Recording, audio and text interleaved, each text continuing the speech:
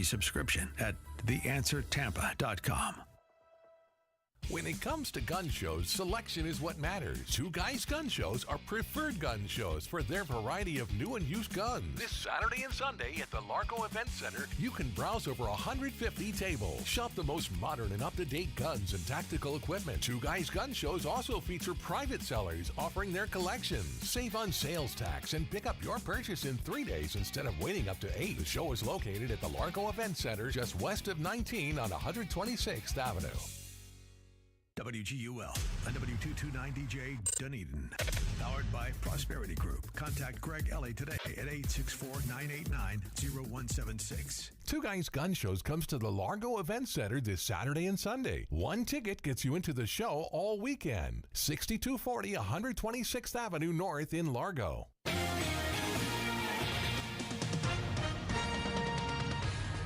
With SRN News, I'm Michael Harrington in Washington. President Trump set to impose new tariffs this week. White House correspondent Greg Clugston reports. Starting on Tuesday, the president intends to put 25% tariffs on imports from Canada and Mexico. The U.S. will also double the 10% universal tariff charged on imports from China. The tariffs are necessary because we've been treated very unfairly by many, many countries, including our friends, friend and foe. Last week, the president dismissed any concerns that tariffs are largely paid for by consumers and importing companies. He called it a myth. Greg Clugston, Washington. A U.S. aircraft carrier has arrived in South Korea in a show of force.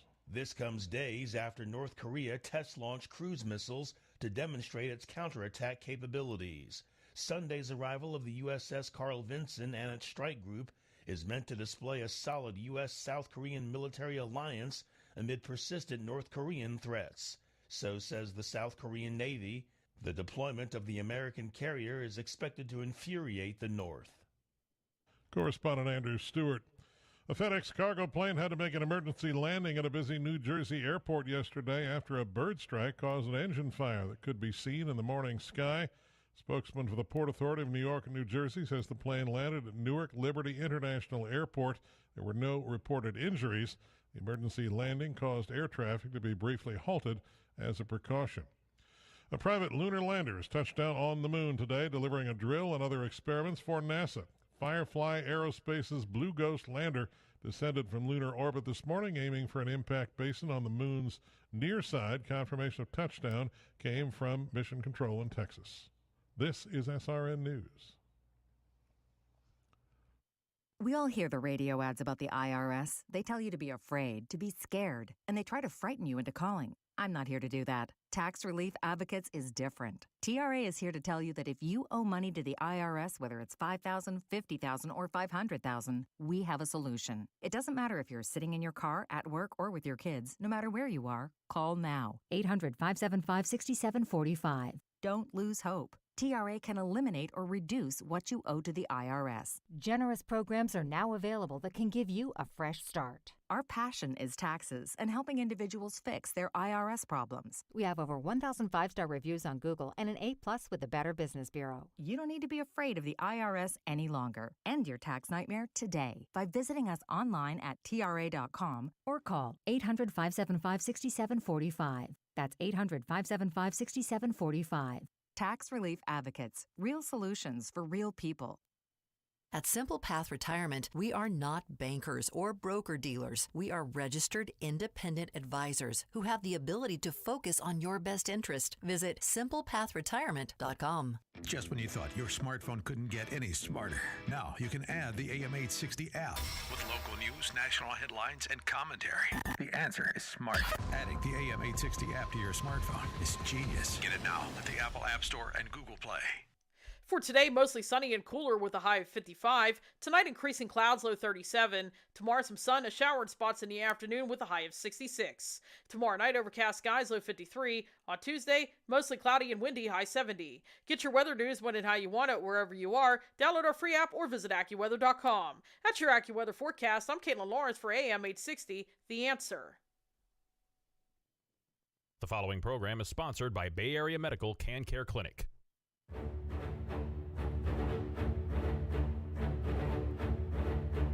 Go, Doc. Good morning. This is Dr. Bill, your Radio MD, and we're coming at you on 860 AM. We're also streaming live on Facebook and YouTube and a whole bunch of other venues. I think I got it hooked up to Facebook now, Ken. Ah, great. So I'm running around trying to get these last-minute chores done. Okay. It's always fun, radio. It's always fun, so you can... Somehow we'll get there, won't we? Yes, we will. Exactly. We got it on the air. That's a good thing. Yeah, we got it on the air, and we're streaming, and I got a picture of a peg tube behind me. If you're not watching on live video, a peg tube is a tube that you place in the stomach through the skin so you can feed someone when they're in need of sustenance. So, you know, and what do you call it? Peg, P-E-T. Oh, I thought you said pig. I thought you said pig. Peg. Peg. Okay. Percutaneous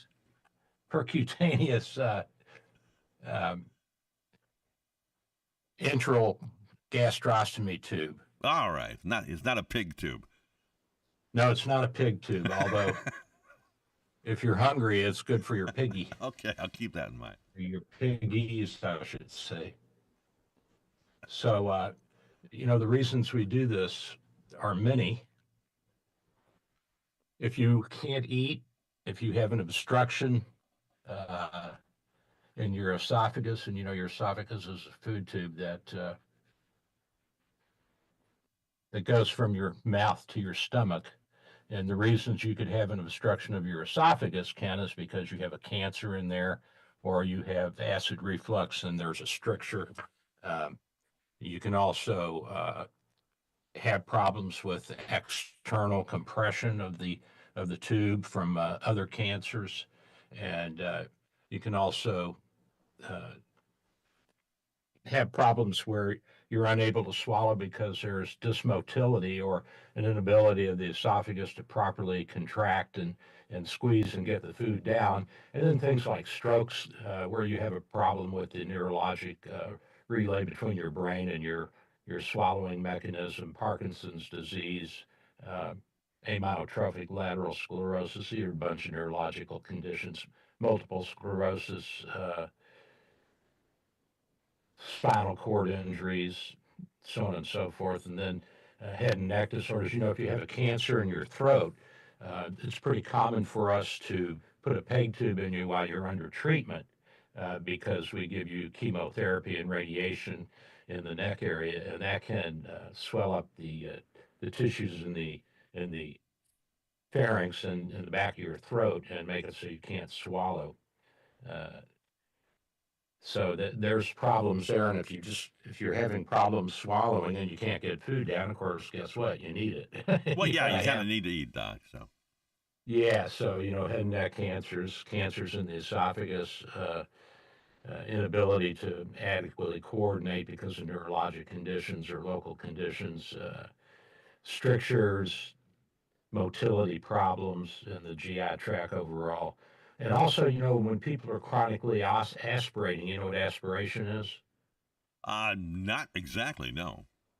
Aspiration is when you swallow or try to eat, the food's going down your air tube into your lungs rather than down your esophageal tube. So what happens is when you swallow, the reflux is there's a flap that goes over your voice box, and this prevents food and liquids from going into your tube that you breathe with, your trachea. So if you feel that big bump in your front of your throat, your neck, that's your Adam's apple. Yeah. That is the voice box, the larynx, and that's the opening to the breathing tube, and there's a flap that goes over that and closes that down when you swallow. So conditions where it's not closing or it's stuck open. So what, the food just goes to your lungs then? Yeah, things can go down into your lungs, and then you get a type of pneumonia called aspiration. Mm-hmm. So then you have people that are failing to thrive. You know, they don't seem to have any real problems, but they're just not eating, and so you have to do something to help them maintain their sustenance, or they're going to die. And it may be a temporary thing. It may be permanent, maybe end stage of life, and in which case you may not want to put in a peg tube. but it's certainly something to consider.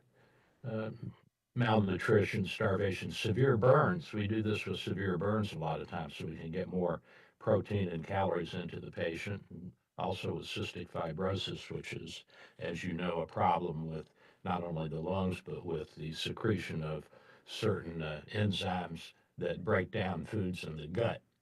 And so sometimes we have to change the diet and put in a super special one. And then if we have people in the ICU on ventilator for a long time, of course you got to feed them. And so these are some of the reasons that we do this: altered mental status, so on and so forth. And it's important that we do our best to sustain life, and we have that ability now. So it's something we need to think about and try to implement if we can. Yeah. So that's what it looks like. Would this be considered a forced feeding kind of thing? Is that what that is? Yeah, it's bypassing the volitional ability to eat, or the desire to eat, but the physical inability because of some of the problems we went over. All right. Okay. Well, let me give you all a little clue. I think we just got our question for the day. So I'm just saying that. I'm just forming the question for later on, Doc. That's all. Okay. Now people will have the answer. We gave them a little heads up this week. That's no problem. We're happy. Yeah, we want those mugs. You're drinking one right now, as a matter of fact. So. Yes, and guess what it says? Dr. Bill? Yeah. Hey, that's me. That's right. So now you know the subject of today's question later on, about 20 minutes from now. So you better pay attention. Well, if you were paying attention, you have the answer. Yeah. Okay. What else we got, Doc? You done there? Are we done there? Or are we moving on to something else here? Well, I think, I'm happy to answer any questions you may have. Hey, my question is, what's going on with the Pope? Have you been following this at all? He's got some of these breathing gastric problems as well. Yeah, he's at his age, he's probably having some aspiration problems, and he's probably got pneumonia because he has ineffective ability to clear his airways. And of course, the immune system changes as we get older. So you're more susceptible. And I'm sure he's been vaccinated for the pneumococcal pneumonia, but remember, that's just one bacteria in the family of bacteria that can cause pneumonia. So, there's Haemophilus, there's Klebsiella, there's Legionnaire's disease. There's a whole bunch of different bacteria that can actually cause pneumonia in human beings. And if you're immunocompromised with chemotherapy or with age, you can get pneumocystis pneumonia and viral pneumonias. So the COVID virus, although it didn't really, it is a viral pneumonia, the alpha and the delta strains, but not the newer strains. But the way they work is they attack the cells that line the alveolar sacs, little air sacs in the lung. But now the bad thing about COVID is it had a severe interstitial reaction, which is the space between the air sacs and the little microscopic blood vessels where the oxygen and carbon dioxide transfer takes place. So it knew right where to hit us, didn't it? I'm sorry? It knew right where to hit us as far as our physiology is concerned. Yeah, and so what happens when you breathe is you take air down your trachea into your bronchi and down to the little air sacs that are at the terminal ends of real small bronchial tubes. And that air has, of course, oxygen, 21% oxygen, and you're in a very low amount of carbon dioxide. But your red blood cells coming back from the periphery after they've dumped out their oxygen, they pick up carbon dioxide, and they come back to the lungs. And when you have a membrane that's very, very thin, the oxygen, which is a higher pressure on one side, will flow down to the lower pressure side, which is the small blood vessels, the capillaries. And the carbon dioxide will do the same. It'll go from the capillaries back into the alveolar sacs, and then when you exhale, you blow out your carbon dioxide. So it's a pressure differential between the gases. So, we don't think of air as having pressure, but it does. Oh, sure. Absolutely. And this was one of the great discoveries in inorganic chemistry, was the way that the air works, what it's made up of, and how much pressure it exerts. So it's pretty cool. Pretty cool. I love this stuff. So you saw the president have it out with Zelensky. Yes, he did. That was some So, interesting videotape. Yeah. And I looked again at how much of our national budget we spend on defense, and we're at about 15%. During wartime, we go up to 20%. And I don't think there's any country that spends quite as much as we do, but the Europeans and the Canadians are spending around 2%, and we want them to come up to 5%. And we're saying to them, look, it's your backyard and it's your fences. You mend them. You keep them in place. And so the European leaders, all of a sudden, they're panicking because they're saying, well, if Zelensky and Trump can't get together on this mineral deal, and the United States says we're not sending any more equipment or money over there, then who's going to pick up the tab here? Well, the Europeans are going to have to, Ken. So, as much of a drama as it was, I think it's actually going to serve a purpose to push the Europeans to get their butts in gear and take care of their own backyard. It's not our backyard, although we want to make sure that it's well manicured and that everybody minds each other's fences. Like Robert Frost said, good fences make good neighbors. Yeah. Mm-hmm. We don't want to have to go back there again and do it for a third time. No, and we already are there. Whether you know it or not, we have boots on the ground. We have advisors. We have people teaching them how to fly F-16s. We've got a lot of assets there, not just armaments and ammo and weaponry. So yeah, it's like the early stages of the Vietnam War. To an extent. Now, we gradually ramped up our involvement in Vietnam because of the belief that communism was a threat to our existence, an existential threat. And we knew that we would have to fight various conflicts around the globe until we could get the Soviets tamed, which we did. Ronald Reagan did a good job of it. Kennedy blew it. He could have ended the Cold War back in the 60s, but he didn't. He was a wimp. Pardon my language. Is that wrong? No, not at all. You're just expressing your opinion. Not a problem with it at all. I'm sure there were a lot of people at the time thought he was a wimp. Yeah, and he was extremely popular with people because he was good looking and articulate, and he talked about a new era and all that kind of crap. Of course, that's just, silver tongue nonsense. But well, he came up with that good line. That's not what you can do. That's a pretty good line. Yeah, who was his writer? Schlesinger, I think, was his writer. I think you're right, yeah. Mm-hmm. And, of course, he wrote all of that for Kennedy. Kennedy didn't write any of that. Now, he may have tweaked it a little bit and editorialized, did some editing after he got the speeches from his writers. But he had a great, great, great script writer. That's why he was so successful. And when you put it together with a good on looks, TV. Yeah, he looked great on TV, yeah. That's why he beat Nixon. Nixon looked terrible on TV. On radio, Nixon sounded like he was the winner. That's right. Exactly. How odd is that, huh? But they learned. You got to look good on TV if you want to stay in politics these days. They learned that in the 60s.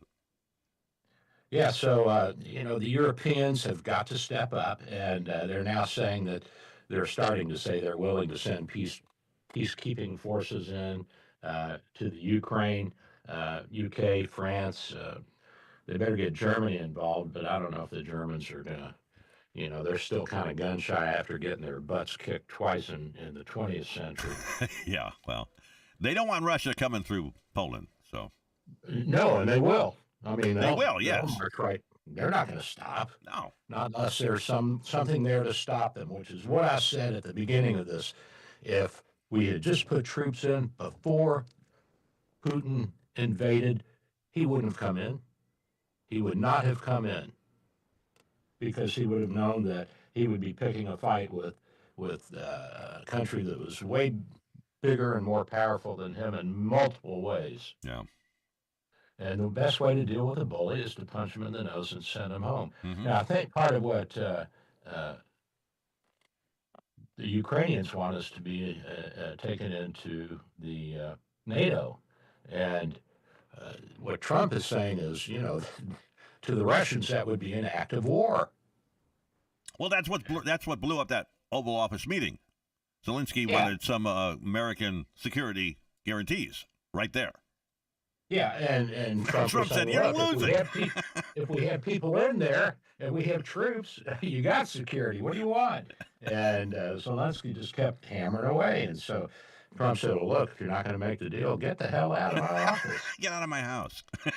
Get out of my house. And, the guy didn't even come dressed in a coat and tie. He was in his battle fatigues or whatever it is. Well, I guess he's doing that until the war is over. Well, come on. He's making going a on statement. Diplomatic mission. He's not going to start a war with the United States. I mean, he better stop and think about what he's doing. And I'm sure some of his advisors are saying, "Hey, dude, you're gonna lose our main support here, and we don't have the ability, we don't have the resources, we don't have the money, we don't have the manpower. Put on a suit and make the deal." Yeah, go in and kiss a little ass. Be humble. That's right. Trump was saying, look, you have no humility. There's no gratitude here. You're making demands before you're willing to commit anything. And what do you want us to do? We're not your lackey. We don't have unlimited resources for you. No. And well, more than that, we're not your parent. We can do parenting, but that doesn't make us a parent of you or of any other European country. So we can come in and say, look, here's how you need to do things, but ultimately a good father backs away and lets his kids make their own decisions as they grow up. And you can say, you should do this or you shouldn't do that, and I'll help you if you do this, but if you don't do this, I'm not going to help you. Well, that's what parenting is all about. Yeah. And a lot of people on the left say, well, who are we to tell the world how to behave? Have you been sleeping for the past 100 years? Who do you think's told the world how to behave? Who do you think started the United Nations? Who do you think put in NATO? Who do you think put in all these checks and balances? It wasn't Russia. That's what they really want over there. They want NATO. They want a NATO protection for Ukraine. That's what the Ukrainians, I think, really are after. So. Well, they're going to have to do something more. They're going to have to make a peace treaty with the Russians and include that as part of the deal. Yeah. If the Russians will accept it, which I don't think they will. And if the Russians don't accept it, they don't care. They don't care if they lose 10 million people. No. They just don't care. It's just it's hard for us to imagine the lack of concern for the individual in a lot of these societies, but this is not the same as the United States, and the people on the left, they just don't understand. They think, well, we're all human beings and we're all the same. We all have the same basic wants and needs. Oh no, we don't, and we don't live in the same cultural milieu as each other. And for us to try and make the whole world like us is a noble ideal, but it just doesn't happen at the snap of a finger. It doesn't happen in 100 years or 200 years. It takes centuries to change the world. Yeah, we've been trying for 80 years already, and it's not going all that well. Well, and we have some. The Europeans have been more less class-oriented and more democratic and universal Catholic, if you want to use the Greek word, which is universal, meaning we're all the same. But it doesn't necessarily translate into a perfect society or a society that's even like the United States, where there's an extreme intent to protect the individual's rights and to protect different opinions and various political views. It just doesn't work that way, and I think that's what Trump and, well, especially Vice President Vance was saying to the Europeans, you don't have freedom of speech, and they don't. Neither do the Canadians. Well, they think they do. I know they think they do, but they think hate speech is not free speech, right? Not free speech and should not be allowed. And you know what we say is you can say what you want in the proper venue and with the proper permits, as long as it doesn't cause a riot. You know? Right, but then we let the people decide what they want. So, and then people can decide. But you can't stop the message. You got to let it through if you really want to claim free speech. Yeah, you got to let you.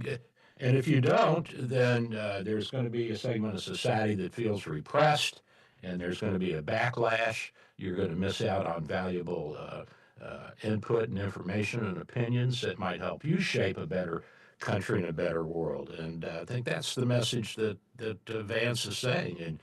And this anti-Catholic sentiment, which is pervasive throughout the left-wing parts of our country and also in Europe, a lot of Europeans, you know, they were predominantly Catholic for 1,000 years, 2,000 years. Absolutely. Yeah. And now there's, a growing anti-Catholic sentiment. But I think that there's still enough Christianity in the European Union, and most people who have been polled in the European Union identify themselves as Christians, and I'm sure the majority of those are Catholics. And not to say that Catholicism is any better than anything else, but I think that the message that Jesus had, which was, live in peace, is something the Europeans need to learn how to do, for God's sakes. And even the Russians, they're Orthodox Catholics. They're Eastern Rite. Mm-hmm. And they I don't think they follow or understand or know what the hell Jesus was saying. Well, Russia wants Ukraine for the same reason we want Ukraine. Oh, yeah. It's the minerals. It's the oil. They got a ton of oil there. It's a huge oil producer. And they're the breadbasket of Europe. They are, and that's why Russia wants them. Strategically important. They can help control the Black Sea, which is the warm water port that the Russians have wanted for centuries and centuries. And the Russians keep taking the Crimea and losing it, and taking it and losing it.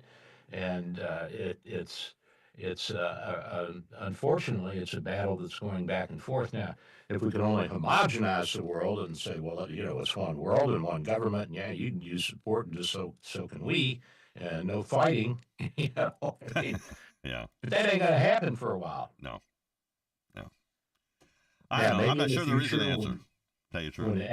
When AI and quantum computing come in, and there's really not a whole lot of difference between any of us once everything is universally open, and you can get into anything anywhere, then that might change. But even then, human nature being what it is, I doubt it. I think there'll always be some conflicts and disagreements. Well, when it comes to Ukraine and Russia, if Russia really wanted to, they could step on Ukraine and end this thing. I mean, they could institute a national draft, and they could just swarm them with people if they wanted to. If they wanted to win, they can win. Just like if we wanted to win the Vietnam War, we could have won that war. We didn't have the political will. I think that in Vietnam, it wasn't a lack of ability or numbers or armaments. It was our unwillingness to bomb Hanoi flat, because we were afraid of the Russians and the Chinese, that they would come in with nuclear weapons. Who cares? Let them come in. What are they going to do? They'll nuke their own damn assets, their own partners, their own allies if they nuke in Vietnam, because it's not going to just affect the South Vietnamese. It would have affected the North too, and especially with the inaccuracy of the Russian missiles back in that day. Maybe they were afraid they were going to shoot one at New York, and not South Korea or South Vietnam. That's fine. Shoot a scud at us. Where's it going to go? Nobody knows. Well, yeah, that's true. Good bookmaking odds in Las Vegas. You got a bet on where it's going to hit. It could have hit Cuba, and that would not work out well for him either. So, and even Khrushchev said, I looked across the Atlantic when I first talked to Kennedy, and I had a man on the line, and he blinked and agreed to take nuclear weapons out of Turkey. And then I knew I had a boy, and I had him. Yeah. And That's right. That's right. But, you know, he got fired a year later. The Politburo came to him and said, Nikita, you almost got us into a nuclear war with the United States, and we could not win that. It would have destroyed our whole country.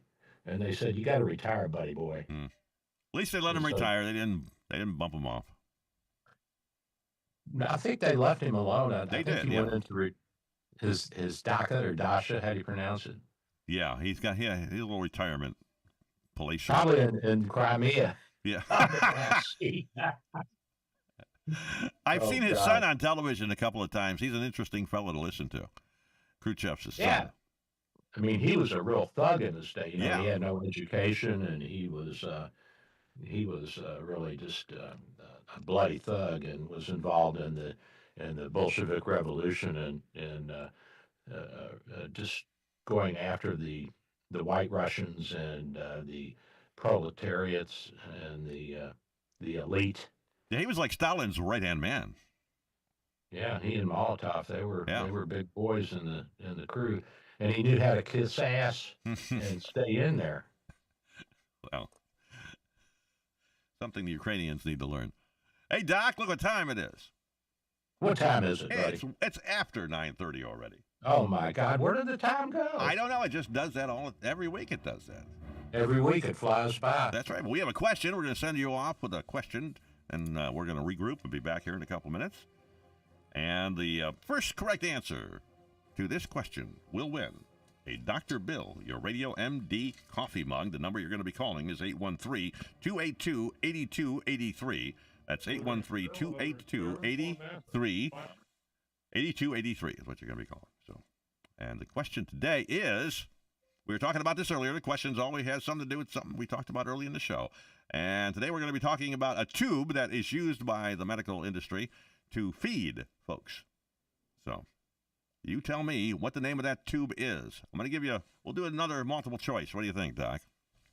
Yeah, let's do it, man. All right, we'll give you two choices here. You take the right one. Is it called a pig tube or a peg tube? Pig tube or a peg tube? If you know the correct answer, call 813-282-8283. That's 282-8283. Drill and other experiments for NASA. We'll be back. And Two Guys Gun Shows comes to the Largo Event Center this Saturday and Sunday. One ticket gets you into the show all weekend. 6240 126th Avenue North in Largo.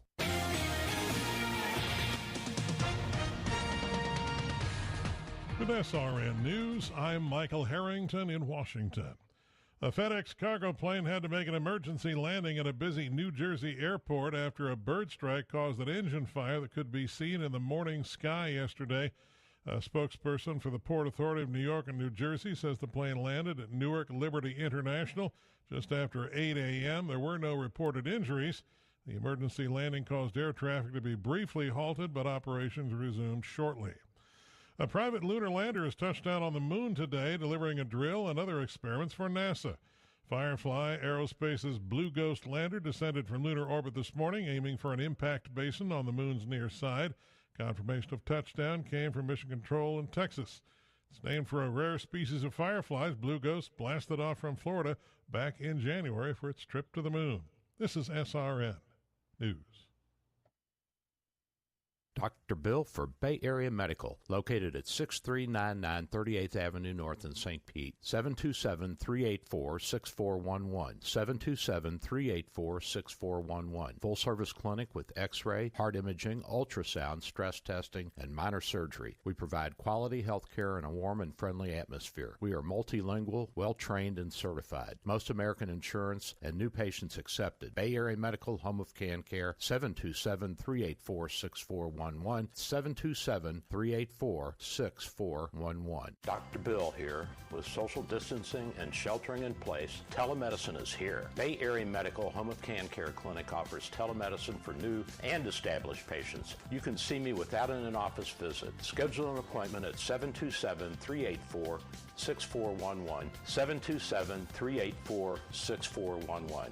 When it's time for your appointment, type this web address into your cell phone or computer web browser, doxy.me/Bay Area Med. A cell phone works well and is all you really need. For computers, you need a web camera and speakers. We'll give you this address when you call for your appointment. We accept most insurances and travel insurances. Canadians and visitors, please call your travel insurance company for an authorization number prior to the visit. Copays and deductibles apply. Self-pay rates are available. Just ask. We accept credit cards, PayPal, and Stripe. 727-384-6411. 727-384-6411. Dr. Bill here. My friends at St. Pete MRI and Sleep Diagnostics are your best choice for state-of-the-art MRI, CT, and sleep studies. Quality unsurpassed. 25 years experience makes St. Pete MRI my go-to imaging center. Self-pay rates are competitive and out-of-pocket cost a fraction of a hospital. Conveniently accessible from both sides of the bay at 750 94th Avenue North, St. Pete, near the Gandy. 727-577-2220, 727-577-2220. Get your daily dose of Dennis Prager at PragerTopia.com. Hear the Happiness Hour, Celebrity Guest Day, Male-Female Hour, Ultimate Issues Hour, and Open Lines. PragerTopia.com. For today, mostly sunny and cooler with a high of 55. Tonight, increasing clouds, low 37. Tomorrow, some sun, a shower in spots in the afternoon with a high of 66. Tomorrow night, overcast skies, low 53. On Tuesday, mostly cloudy and windy, high 70. Get your weather news when and how you want it wherever you are. Download our free app or visit AccuWeather.com. That's your AccuWeather forecast. I'm Caitlin Lawrence for AM 860, The Answer.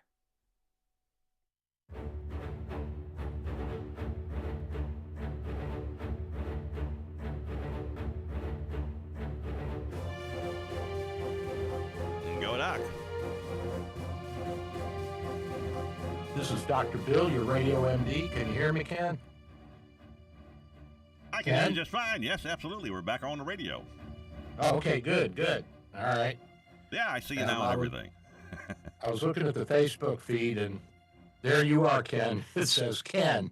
Well, I don't like I've that turned much you off. I've turned you off in my feed, so I don't know what the problem is, folks. We'll try to work it out. We got to get Joe in here.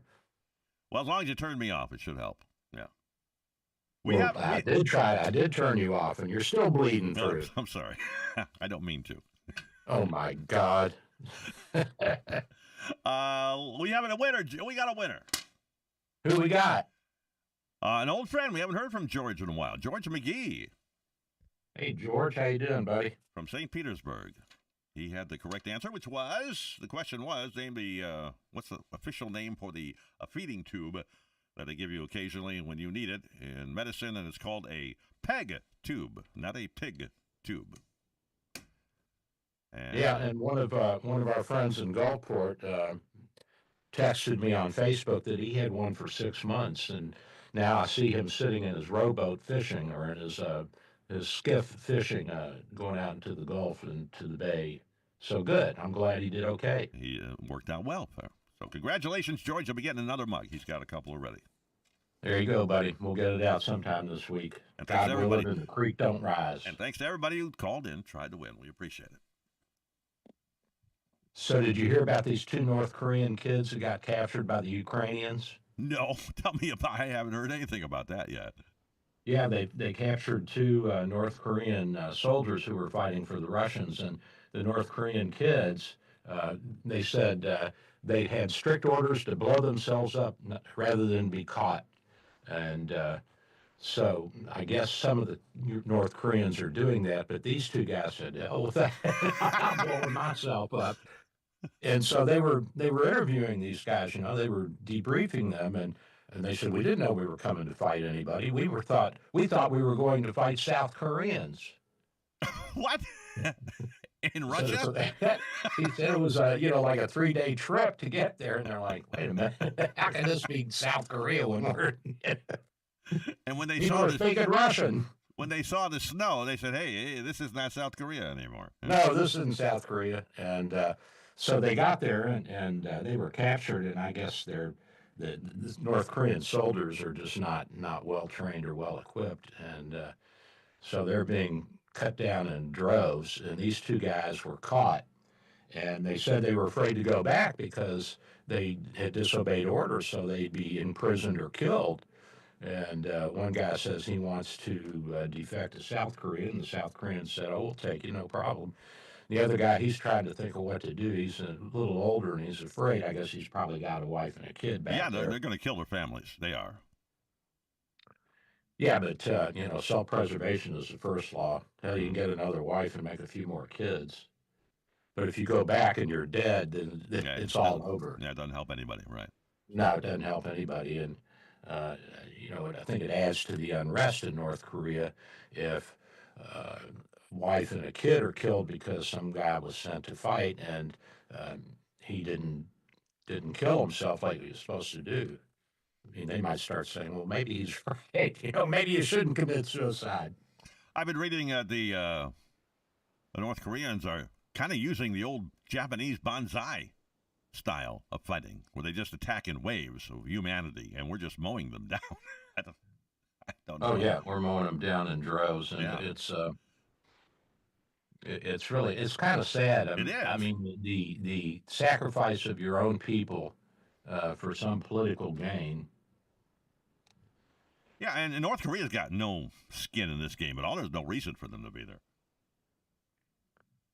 Well, they're selling their armaments, and they're making money on that. Well, that's true, yeah. And they're plucking the nose hairs of the Americans. That's what they want to do. All right, well. So I don't know how you get through to the North Korean people. It's such a closed society. Although they do have cell phones, they can't call outside of the country. They can't text anybody outside of the country. Maybe some kid can figure out how to do it, but if he gets caught, he's toast. Yeah, exactly.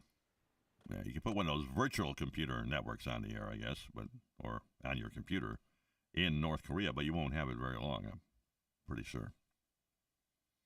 And then the Mexicans are all in a snit because who cares? The president and the vice president are threatening to go down there and attack the cartels inside of Mexico. Yeah, what's wrong with that? Doesn't bother me, but it's their territory. I don't think they liked it when Blackjack Pershing was down there chasing Pancho Villa. Well, it's going to have a financial aspect on all the officials because they're all bribed. Yeah, and the problem is that you have so much money coming into the cartels that they can't be ignored at the local and national level. I mean, they're providing a lot of income for the country, and even if they're legitimately diverting it into businesses, those businesses are going to be paying taxes to the federal and state governments down there. Yeah. So they're in no hurry, I think, to end this. And, their military, they're still taught about the Mexican-American War, and we cut Mexico in half, you know that. Was it that much we took? We took half? We took half of Mexico. I know they had all of Texas and Oklahoma and places like that. Yeah, we took that and... Arizona, New Mexico. California, Nevada, New Mexico, Arizona, Colorado. What was 200 years ago? Get over it. It was almost, I think it was bigger than the Louisiana Purchase. I think it was a little bigger. Yeah, well, get over it. You've got a nuclear umbrella over the country. You got a nuclear, that's right. It's a desert. What are you going to do with it? I mean, there was some population along the California coast, but it was missions and military outposts, but there weren't a whole lot of Europeans there, and they were basically trying to get the Native Americans, as we call them, the Orientals or the Han people that wandered over across the land bridge. And nobody's native to America, come on. So at any rate, they were trying to get them to convert and to put them to work. And so they wanted to colonize both from without and from within by convincing the local people to join their cause. Well, that didn't work out so well either. Well, I don't see any problem in us cleaning up the cartels if they allow us to do it. But I don't think they will because they're all got their hand in the fishbowl. No, and they're shoring up their laws and their constitution to determine that any incursions from outside would be considered an act of war. So even if it was to fight criminals, so that again, I think that we'll probably let them take care of their own business, but I think the threat of a big stick hanging over you will make you move a little bit more. I may be wrong, but all we can do is tighten up our end. I really think. I mean, we just make the border so secure that nothing gets in over it or under it. You know what I mean? You got to kill the tunnels. You got to kill all that stuff. Well, I agree with that, but I also think that they'll find ways around the border and still ship fentanyl and other things to the United States. Oh, they have submarines. The Mexican government is saying, well, you're shipping illegal arms to our country. You're shipping illegal assault rifles. And I don't think that that's necessarily the case. I think if you have illegal aliens in here that are part of your gang and they're making cash off of selling drugs here, well, then go ahead and buy guns. Yeah. It's not that we're looking to sell them to them, and we got illegal gun dealers, and they'll just go outside of the United States. There's illegal gun dealers all over the world. Yeah, it's not hard to get a gun these days. No, it's not hard. I mean, it may be hard in some countries, but like in sub-Saharan Africa and the Middle East, you can find drug dealers. I mean, you can find arms dealers everywhere. Well, we got to do something. So if they won't let us in, maybe we just go in covertly. And we probably already are doing that. But, I would think so, yeah. At least a little bit, yeah. And I see where this agent that was killed in 1985, they finally got his murderer, the head of the cartel that had ordered to murder him. They got him in custody up here now, and so they're all grateful for that. Yeah, Mexico did send a bunch of people we were watching. We wanted. They finally released them into our custody, so that maybe that'll help a little bit. If the cartels think they are going to go to jail in the U.S. and not in Mexico, where they can get out in 20 minutes. Well, more than that, even if they stay in jail, because a lot of these people were in jail, they can still run their cartels from jail. Right, exactly, yeah. And they're treated like gold in there, Yeah, so, I mean, if you have enough money, you can get anything done. But once they get up in Mexico and in a lot of Latin American countries, and then was it El Salvador or Costa Rica that built a mega prison, and they're taking anything and everything. Of course, you got to pay them. Yeah, I think it's El Salvador. Yeah. Yeah, and I mean they cleaned their streets up overnight. They just went out and arrested all the gang members, all the thugs, all the felons. They locked them up. That's the way you do it. Leave them there. Build yourself a big old prison. Yep. We need more of those here, and we need the judges who are sorry for. And if the liberals feel sorry for them, let the liberals go down there and live in the prisons and take care of them. That's exactly right, Doc. But I mean, they're not going to do that. They'd be there for a day. They'd be crying for their mommy. They'd all turn Republican. Overnight. That's right. Okay, this is not what I'm looking for. Yeah. Well, now, listen, if we do make a Ukrainian deal, it's not going to be easy to go in there and extract the ores and mineral ores. I mean, first of all, you got to have the infrastructure. Secondly, you got to get to it. And the Russians already have some of the territory that has a lot of the minerals in it. And I don't know if it's going to be all that easy, but it certainly sounds good. It'll be a boom for companies like Caterpillar and John Deere. Absolutely. And Kabuto. That's right. So and we just want our cut. We don't have to go out there and dig it up. We just want our cut. We just want our cut. In exchange for what we've been doing for you. I think that sounds fair. Yeah, and the GOP House passed the House. The House passed the GOP budget plan. Now it goes to the Senate and see if they can get together on it. A lot of the they have their own plan. They got to reconcile. That'll take months. So yeah, and I think the Senate. A lot of the Republicans in the Senate they want to see more cuts. Yes. If they're going to keep the tax savings in place, and they want cuts. And, the deficit has doubled in the past 10 years, in part because of... COVID didn't help, yeah. Of the COVID, and in part because of other Democratic programs that came in. Now, you can't blame the Democrats for all of COVID. Come on, because No. Trump, he opened the floodgate too. I mean, you had to, or the world would have been in not only in a pandemic, it would have been in a recession and Well, a depression. we have the vaccine because of what Trump did. He initiated all that. And we have all the knowledge we have because of Trump's willingness to fund it and to help out. And the research that was done, Ken, unbelievable. Yeah, the early days of COVID, Trump did a pretty good job. He did. He should have never put Fauci in charge, but too late now. Yeah, and then he had some stumbles in press conferences when he recommended some things that might work, like the drinking of the Clorox and things like that. That was, just him on stage. That's all. But well, he never said that. Well, there was something about a light down your lungs, infrared light or something. I don't know. He had a No, couple what of he suggestions. what he said. Well, it's whatever it takes. I mean, Right, exactly. Whatever it takes, and if you have to inject Clorox into somebody's vein, then do it. Let's try it. That's and right. I think he was just speaking metaphorically. He didn't mean that. He's not stupid. But they jumped all over him for it. All of a sudden, he's an idiot. So well, they jump all over him for everything. I know. So but he did a good job getting that Oh, vaccine he did going. a great job, Yeah. and the first 2,400 check was from him, wasn't it?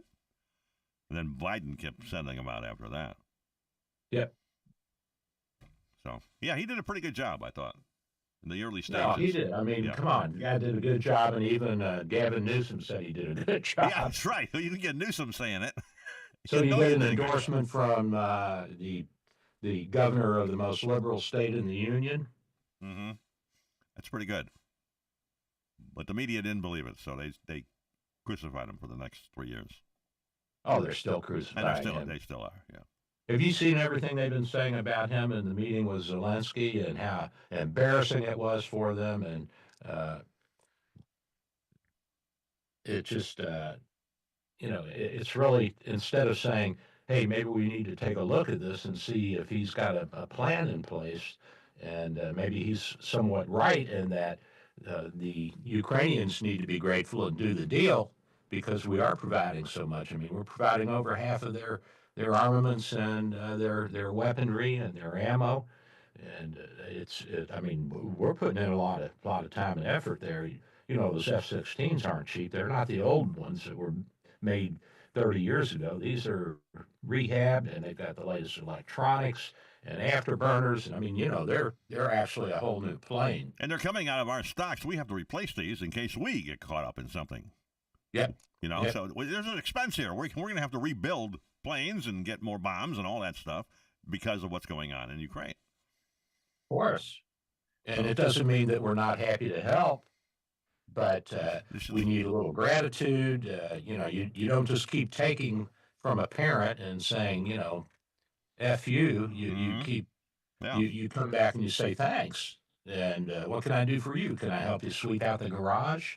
You need some titanium? Something. You need some titanium? We got titanium, Yeah. You need some lithium? We got You lithium. want some of our minerals? We'll help you get them. And come on in and we'll do a deal. And you give us a little something for our efforts and we'll give you a little something. And everybody will, it's going to create jobs. It's going to create whole new industries because we're not going to want to refine all that stuff That's here. right. We'll build refineries there. That's right, exactly. There'll be more jobs than ever in Ukraine.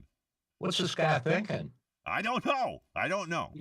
He is not thinking, Ken. He's not thinking. Well, he's a And comedian. The left is not thinking. They're thinking, oh, the poor Ukrainians and the mean Republicans, and we need to do everything we can to help them out, even if it means bankrupting our country. This has kind of happened before. I don't know if you remember, but during the World War II era, when we had the Lend-Lease program going out, yeah, we were shipping all kinds of stuff out, but the British were required to hand over some land.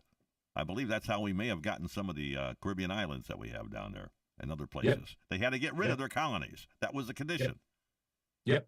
And worked out well. Did, yeah. Great Britain, the United States, France won the war. We're still all friends. And yeah, we're still all friends. The Spaniards stayed out of it. The Italians were on the wrong side and then switched at the end. Mm-hmm. We had the Balkans were with us for the most part. Yeah. We had and the whole British Empire. You had Australia, New Zealand, India. South Africa, and the Canada, all of their little territories. I mean, you had a lot of people that pulled together to make sure that the world was not under a fascist dictator. And then we had to turn around, same thing with a communist dictator. And now we've got I don't know what he is, an apolitical dictator. He's a comedian by at heart. That's what he was before he was leader of the government, wasn't he? A comedian? Zelensky? Yeah, but he was democratically elected in 2019. He just hasn't held any elections during the war. Yeah. And what the United States and other people are saying, look, Vladimir, that's his first name, isn't it? I'm not sure, is it? Vladimir, I think, is Zelensky's first name. You know, just hold elections. And he keeps saying, if it'll help the peace process and help us win the war, I'll step down and get out of the way. Okay, call an election. Yeah. You know? I mean, it's real simple. You don't have to put on a whole lot of decorations, and there doesn't have to be crepe paper hanging around and parades in the street. You just say we're going to have an election, and you start organizing it. And if you can organize an army the size that he's organized, certainly you can organize an election. I mean, we had elections during our World War II era. So the British.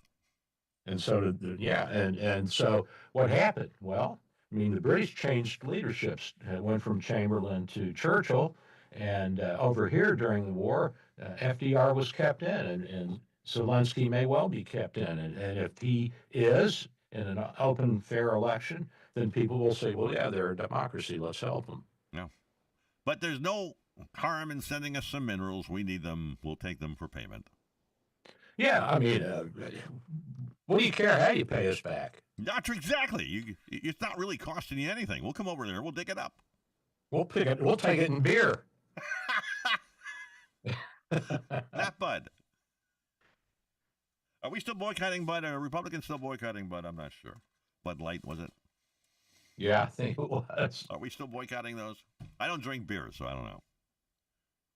Yeah, I don't drink Bud Light.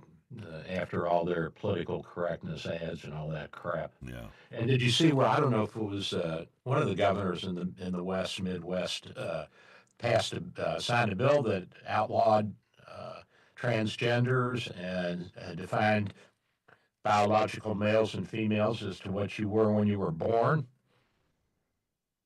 Okay. I mean, of course, there's going to be some genetic problems there, but they're very, very, very small numbers. You know, XXOs and XYs, XXYs and different Klinefelter syndrome and Turner syndrome, but that doesn't define your gender. That just defines your expression of your genetic makeup. And those people are generally, most of them are a little bit retarded, and they're not capable of interacting with society in the same way that you and I are. So, I mean, that's not going to be a problem. And really, the only way you can define a man and a woman is with genetics. You know, you got X chromosomes, 2 X chromosomes, and an X and a Y, and one's a woman, the other's a man. I mean, there are people like Jamie Lee Curtis who have the lack of testosterone receptors in their tissues, and although they were born genetic males with a lot of testosterone, their escutcheon, their facade, their front, the way they're built and made up is female. And they were raised as females because nobody knew any different, you know? Yeah, well, so there are really only two when you get right basically down to it. Yeah, I mean, it's just nonsense. Yeah, it is. And I'm tired of it. But that's just me. Doc, we got about a minute. Maybe have 2 minutes or maybe another couple minutes. Yeah, 2 minutes left. Okay, well, we got to at least talk about Elon. We haven't talked about him. Oh, we haven't. Yeah. His Tesla sales are falling in Europe, and one of my Canadian buddies says it's because he is aligning himself with Trump, and that's hurting him. But there's a lot more to it than that. One reason is his political activism, which obviously has got a lot of the Europeans upset. You know, the Germans, they really get upset about that stuff. The Model Y was refreshed, and I don't know if the price has gone up on that. How's the stock price doing? I haven't seen it. Stock price is holding up. I mean, my wife is not complaining. So well, then we know it's good. Yeah, apparently she's still got, $1 or $2 million in the bank from that. I don't know what she has. She won't tell me. 1 minute. We're down to 1 minute now, Dax. I just want to let you know. All right, we're down to 1 minute. And also, there's the tech hangover in Europe, competition. So there's more than one reason that Elon's struggling over there. Well, he'll be okay. He's got enough to get through. Yeah. Yeah. He'll Hey, take by the way, I am Dr. Billy, Radio MD. I'm at 727-384-6411, 727-384-6411. We are at 6399 38th Avenue North, St. Petersburg, Florida. We got a full-service office. You can call me from anywhere in the United States for a telemedicine visit, and you can also come to the office. I like your telemedicine. I like your telemedicines. Those are good. Thanks, buddy. Thanks. We'll see you next week. Adios. Bye-bye, Doc.